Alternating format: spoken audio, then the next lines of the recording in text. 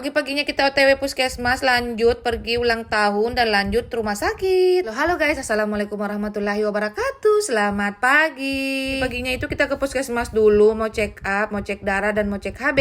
Terus di sini mau cek rujukan bisa apa enggak, ternyata tidak bisa guys. Dari puskesmas saya lanjut sore-sorenya itu mau pergi ambil nomor antrian untuk USG guys. Tapi sebelum ke rumah sakit saya singgah dulu ulang tahunnya temanku di Pizza Hut. Jadi di sini kita makan dulu, kita isi kampung tengah dulu ya guys. Meskipun HPL-nya itu tinggal besok, tapi jangan lupa untuk sedikit jalan-jalan freshkan otak supaya nggak stres-stres banget untuk menghadapi persalinan. Kita take video pada tanggal 18 ya guys, karena HPL-ku itu tanggal 19 kemarin. Di sini tuh ternyata saya hendak ke rumah sakit untuk ambil nomor antrian karena suamiku yang langsung pergi ambilkan, jadi saya makan dulu aja. Kita cerita aja ya guys, di sini tuh udah malam, setelah sholat maghrib, sholat isya kita OTW ke rumah sakit. Sebelum kita ke rumah sakit kita singgah dulu untuk lihat baju bayi karena di sini saya mau lihat bedong guys ya, karena saya sempat beli tapi nggak cukup. Setelah keliling-keliling ternyata nggak ada yang cocok dengan yang apa yang kita suka, jadi di sini kita udah turun ke lantai bawah. Di sini kita mau lihat perlengkapan bayi yang lain. Kita mau lanjut ke rumah sakit karena sudah pukul berapa, sekitaran pukul 9, jadi kita agak takut terlambat, jadi kita langsung OTW.